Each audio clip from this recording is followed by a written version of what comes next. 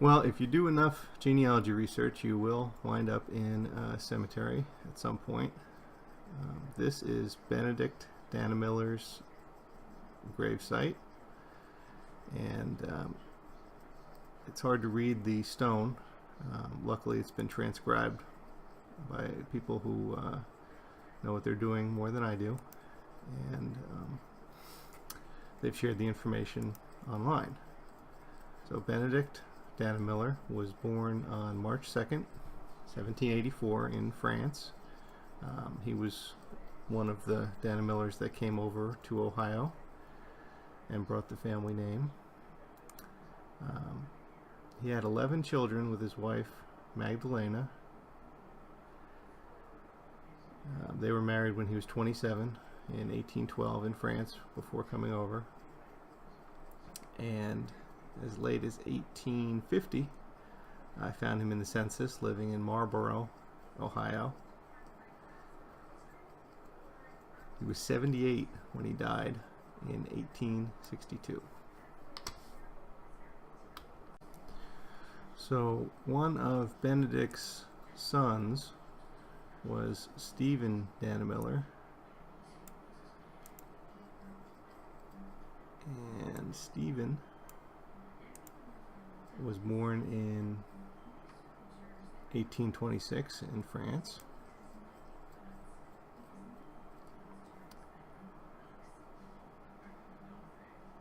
And he married Barbara Steinmetz in 1852, and one of their children was Henry Dannemiller. Henry P. Dannemiller.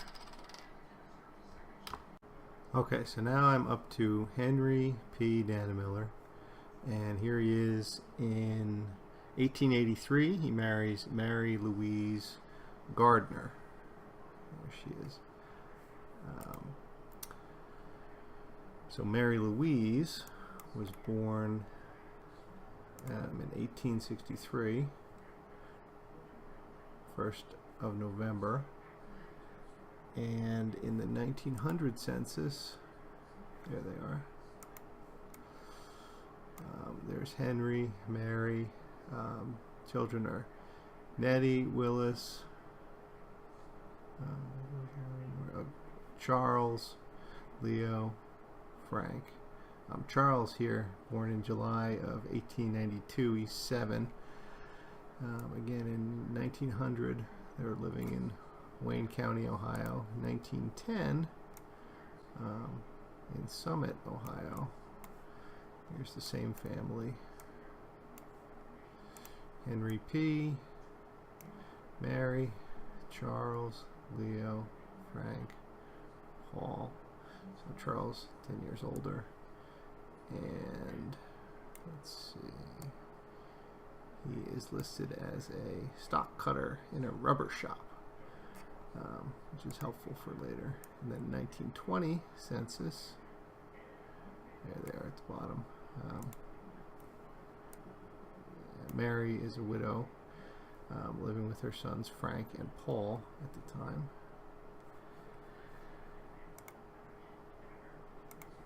Because, yeah, Henry died in 1915, and Mary will live until 1944.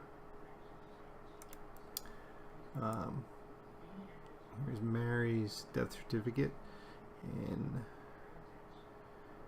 1944. Her last address is 303 West Long Street, which is helpful for cross-referencing things, and also verifies her father's name, her maiden name of Gardner.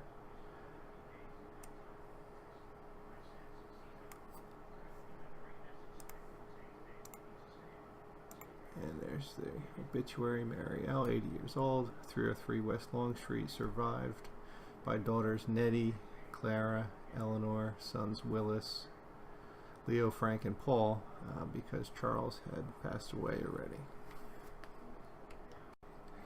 Now I'm going to continue with Charles Henry Dannemiller. He was born July of 1892. His parents were Henry P. and Mary Louise Gardner, and he has a son named Charles Joseph Dannemiller. But Here's Charles Henry Dannemiller, 999 Pitkin Ave. Addresses are great for genealogy tracking. And there he is working in the rubber company. He's got a wife and 15-month-old baby. That's the Charles Joseph at home, 15-month-old baby. And let's see, 5'6", blue eyes, dark hair. Here he is in 1930 census, still at 999 Pitkin. Wife Catherine, there's Charles, Vincent, Mary, Margaret, Donald, and he is working as a rubber worker in the rubber factory. And 1940 census, still at 999 Pitkin Ave. Here's Charles Dannemiller, wife Catherine, Mary, Margaret, Donald, Vincent, and Shirley, who's not his daughter, but there he is now, an awning maker, his own shop. And his obituary, 11 April 1940, in the Akron Beacon Journal. Charles, age 47, passed away. His residence, 999 Pitkin Ave, survived by his wife Catherine, 3 sons, Charles, Vincent, Donald, daughters Mary and Margaret. His mother was Mary Dannemiller, who lives until 1944. So I'm going to follow Charles' son, that's Charles Joseph Dannemiller, born 1916, who was still living at 999 Pitkin in 1939 when he married Bernetta. So here he is, Charles J. Dannemiller marries Bernetta J. Doherty, 999 Pitkin Ave. He was a letter carrier, which he was for most of his life. And he lived until 2013, a convenient time when obituaries are now on the web. And he is preceded in death by his wife Bernetta, second wife Janet, survived by many children, including Jim Dannemiller. So now we're up to modern times, looking for the right James Dannemiller, and this would be the right Jim Dannemiller on Facebook, and I know that because he's got a sister, Carrie Scotto, Carol Scotto. He's got another sister named Joan Sabota. There's Joan Sabota on his Facebook page. So that's a connection. And then there's Rosemary, sorry, she's on 2 lines, Stem, who matches, yep, Rose Stem. You make enough of these connections just to be sure you're talking to the right person before I reach out. So I reached out to Jim on Facebook, and then with some emails, and he wrote back and confirmed that he had the Dannemillers all the way back to 1650. Not that he did all the work. His Aunt Margaret was the one who put the Dannemiller genealogy book together. But yeah, he traced his line. He was son of Charles Joseph Dannemiller, son of Charles Henry Dannemiller, son of Henry Pius Dannemiller, son of Stephen, son of Benoit. And he says that Benoit and Jean came in 1828 with their father, which matches what I found. Again, from James to Charles, Charles H, to Henry, to Stephen, all the way back to Benedict, and then he had gone 2 generations even further back. Now, the reason I want to talk about the straight male line from James to Charles, Henry, Stephen, right back to Benedict, is because of the way Y DNA works. Normally, or when a child is born and they get half their DNA from their mother and half their DNA from their father, on average, statistically, you don't know who you got which segments from. But in the case of Y DNA, because a male has a Y chromosome and an X chromosome, you're guaranteed that your Y chromosome came directly from your father. So there's very little mutation from year to year, and over many, many generations, Y chromosomes are nearly identical, which is why it's so useful for tracing male lines, because you get an exact copy of your Y all the way back, just like you get an exact copy of your MT or your X chromosome from your mother all the way back. But here's your Y line going straight back. And in my case, when I got my Y DNA tested, I have exactly one match, and there it is, James Elton Dannemiller. That's his Halpa group, and there he is in Hawaii, and that's the same Jim Dannemiller that I wrote back and forth with.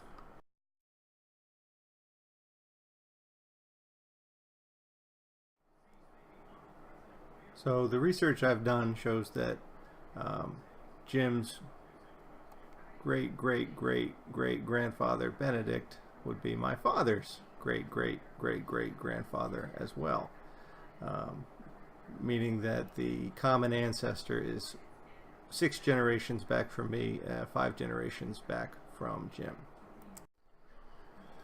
And this agrees with the statistics, the TIP report, showing that the odds that our shared ancestor is within the first few generations is pretty slim, but the odds of us sharing an ancestor at 5 or 6 generations is about 50-50, so it's reasonable. Okay, so climbing back up the tree from my first DNA match, Jim, Charles, Henry, back to Stephen.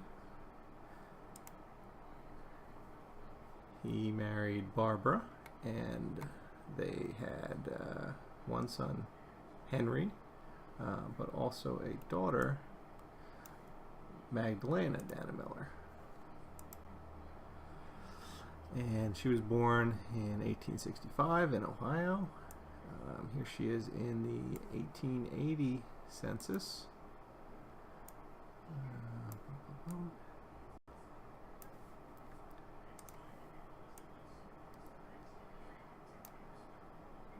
Magdalena, and there's her brother Henry, who this was 3 years before he would marry Mary Gardner. So Magdalena Dannemiller is a daughter of Stephen and Barbara, and she married Victor Paul on April 3rd, 1888. And they had several children, including Ruth Louise Paul, who was born on 26 March 1926. And when she got married, her marriage certificate to Edwin Luth listed her parents at 224 Berry Avenue in Akron. There's Victor Paul and Magdalene Dannemiller. In the 1920 census, again at 224 Berry Avenue, the B is folded over. There's Victor, Paul, Magdalena, and daughter Viola.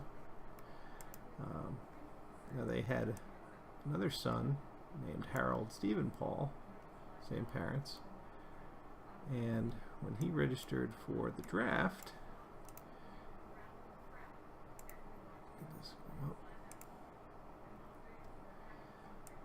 he also listed his nearest relative as the father, Victor, 224 Berry Avenue in Akron.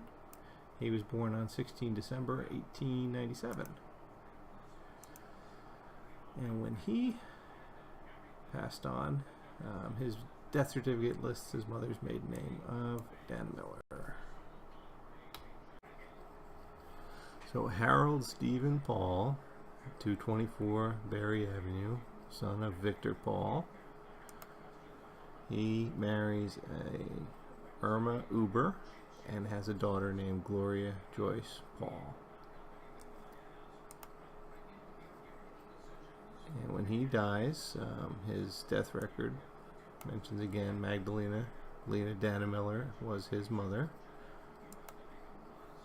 And here's a photo of Harold and his wife, shared out by KE 3435859. That is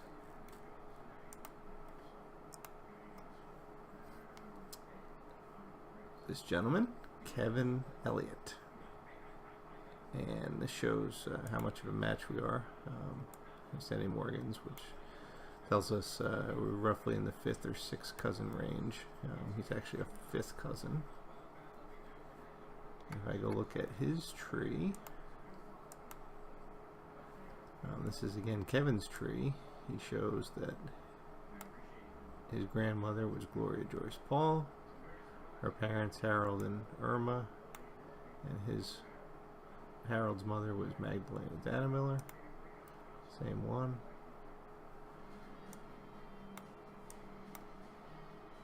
This is Stephen and Barbara Steinmetz. Stephen, son of Benedict, son of Benedict Benoit, son of Philippe. He went back pretty far to George.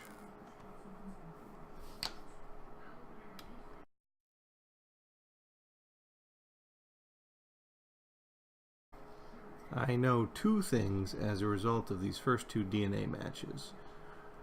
First, because of Jim and him being a Y DNA match, we share Y chromosomes, which means that we both got the same Y chromosome from a common male root, and all the connections have to be father-son, as they are to him all the way to me wherever I am.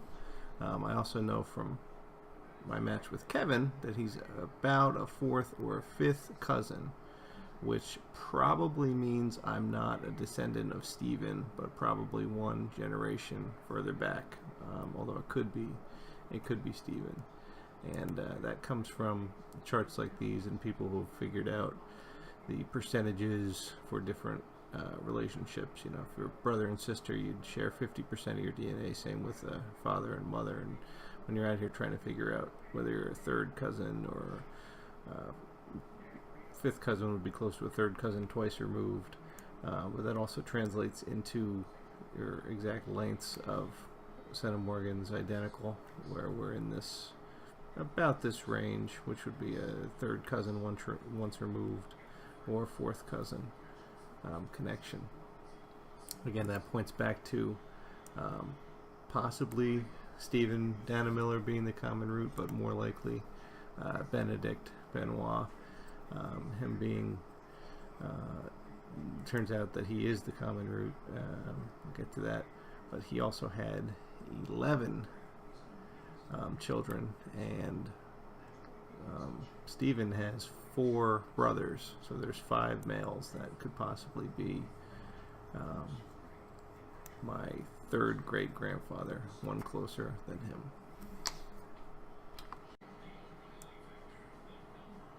Well, one of Stephen's brothers was Benedict Benoit Dannemiller III, born in 1813, and he was married to a Maria Barbara Scheiber. They had a number of children as well, but just to focus on Maria for a second, she has a younger brother, Joseph, and Joseph married a Mary Ritchie.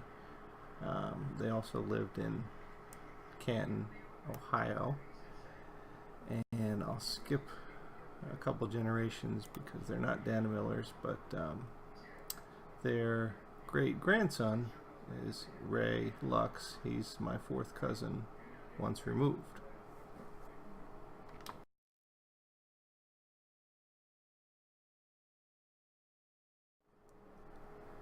This may get a bit confusing, but because I've got 2 DNA cousins through Benedict Benoit Dannemiller III and another one to Ray Lux through Benedict's wife, that can only happen if one of my parents, in this case a male, because of the Y DNA as well, is descendant from both of them.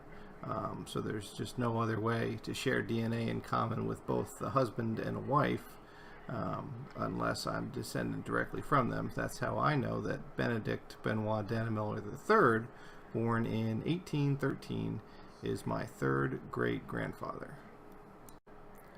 One of Benedict's sons was Edward Dannemiller, born in 1850.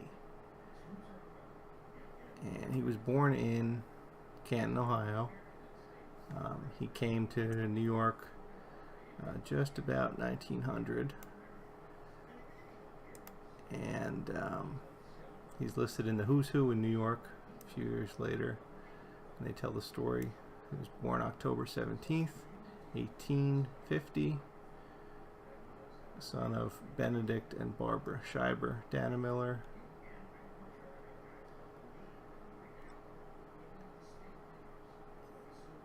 He came to Brooklyn and started the Dannemiller Coffee Company. And one of his sons, Albert J., was listed at the same book. In his obituary, tells the same story. Founder of the Dannemiller Coffee Company in Brooklyn, died at his home, 6801 Ridge Boulevard, at the age of 88. He was born in Canton. Entered the coffee business there with his father, Benedict, who was the head of a grocery firm, the Dannemiller Grocery Company. And he married Philomena Bosch of Canton. She died in 1905. His second wife was Catherine Riley. And he's buried at Holy Cross Cemetery in Brooklyn. Edward and Philomena had a son, Edward Ignatius Dannemiller, born 1892.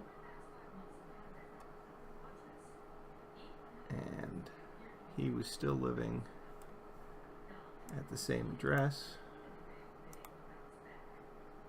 in his military record. And 6801 Ridge Boulevard, and he was discharged 6801 Ridge Boulevard.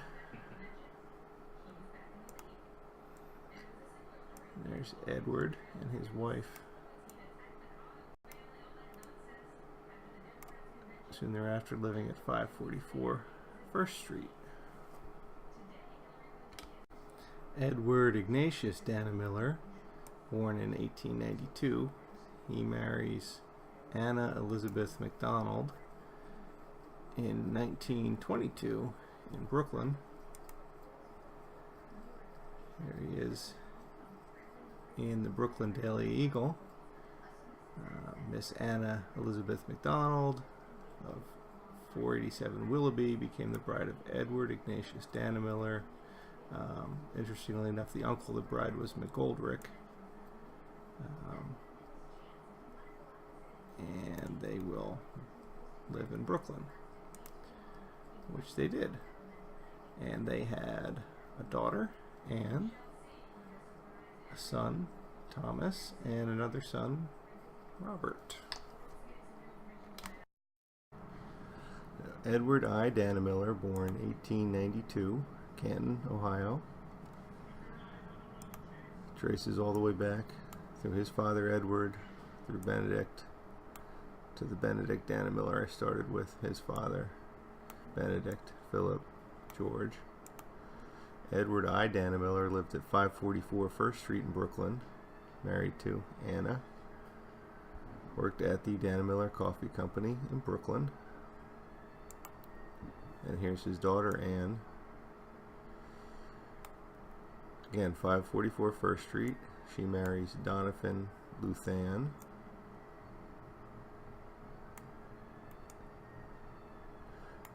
Her brothers were Thomas E. Dannemiller, Robert J. Dannemiller. And then here's Nancy McDonough, Nancy Ann McDonough, daughter of Francis Joseph McDonough of 16 Prospect Park West, marrying Thomas Edward Dannemiller, son of Mr. and Mrs. Edward I. Dannemiller, 544 First Street. Her brother was Donald Joseph McDonough and sister Rita McDonough. Tom's brother Robert J. Dannemiller was the best man. It was back in April of 2014 I ordered my DNA kit from Ancestry. Wanted to find out what I could about my biological family. So you get a bunch of DNA matches along with an ethnicity estimate. At the top of my list, my closest DNA match is Michael William Reynolds. And he and I match 271 cm across 16 segments. He's predicted to be a second cousin, but his grandfather is Francis Joseph McDonough. And when I look at Michael's tree, his mother was Joan Marie McDonough, born in Brooklyn in 1923, and her father, Francis J. McDonough, also born in Brooklyn in 1889.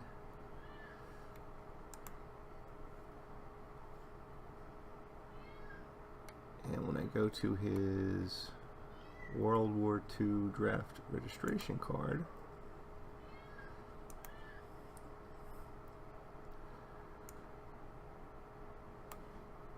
there's his address, 16 Prospect Park West, Brooklyn, Kings Highway, 16 Prospect Park West.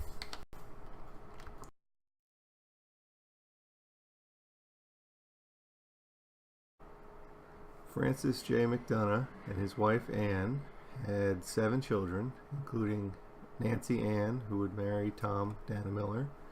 But Anne's father was John W. Smith. He was a mounted patrolman in Brooklyn, and she has a big family, also a sister, Josephine B. Smith, and one of Josephine's children was Marie Dreyfus, who married James McCormick. They had a big family as well, but one of their daughters, Regina McCormick, had a son with Robert Roy Johnson, and his name was Keith Robinson. And when I look at Michael William Reynolds on my DNA matches, again, his great-grandfather was Francis Joseph McDonough. And I match Michael. I also match Keith. And Keith matches Michael. So he's on the same side of the family, and that's the same Keith Robinson right here. Born, he's alive, 1970 in New York.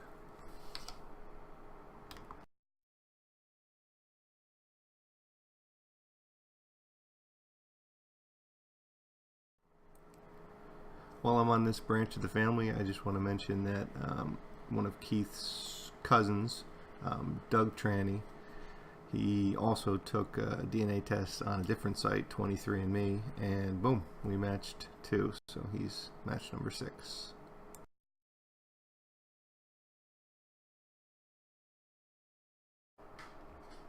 As a result of these DNA matches, I know that my DNA came from Maria Barbara Schreiber, Benedict Dannemiller, Francis Joseph McDonough, John W. Smith. The simple solution for that is that Benedict and Maria passed their DNA on to Edward, who then had a son and passed his DNA on to Edward I, and on to Thomas. John W. Smith passed his DNA on to his daughter Anne. Francis and Anne passed their DNA on to their daughter Nancy. And Thomas and Nancy passed their DNA on to my father, who was one of their sons. Now, this theory is based solely on the DNA, so I do need to collect the dots a little to myself. I know I was born April 16th, 1976 in Glen Ridge, Essex County, New Jersey, and that I am in fact alive. So again, being born in Glen Ridge on April 16th, 1976, there's exactly one hospital in Glen Ridge, New Jersey, and it's right here on the border of Glen Ridge and Montclair. So I know where I was on the day I was born, and not much more beyond that. I'm still trying to find out, after all, who my mother is. So Thomas Edward Dannemiller just so happened to be living in Montclair at 158 South Mountain Ave as late as 1990. 158 South Mountain Ave, Montclair.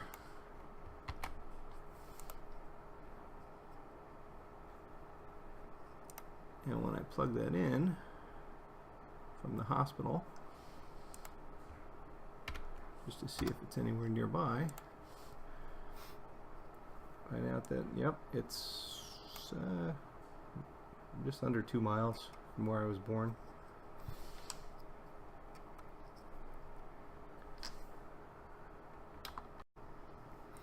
So without a closer DNA test, I have no way of knowing which one of these sons of Thomas and Nancy is my biological father, but whoever it is, I would hope would be able to identify my mother, because she probably lived somewhere near this hospital and near them, and they probably knew who she was. Again, Thomas has 5 sons, only 2 of which would be old enough to qualify. That would be Richard, RJ. At the time I was conceived, 1975, he might have been working at the Patterson, New Jersey plant for his uncle and dad. He was preparing to be a broker. And there's also his brother, Thomas, who had just come back. He graduated from Holy Cross in Massachusetts and was getting ready to go to school in New Jersey at Rutgers, where he'd get his MBA in accounting. Now, Tom, I've spoken to Tom, and he seems to know who my mother is, but doesn't want to tell me for whatever reason. So I'm kind of stuck, but here he is. 75, 76 when I was born. He was just getting ready to go to school at Rutgers. And some people think we bear a slight resemblance.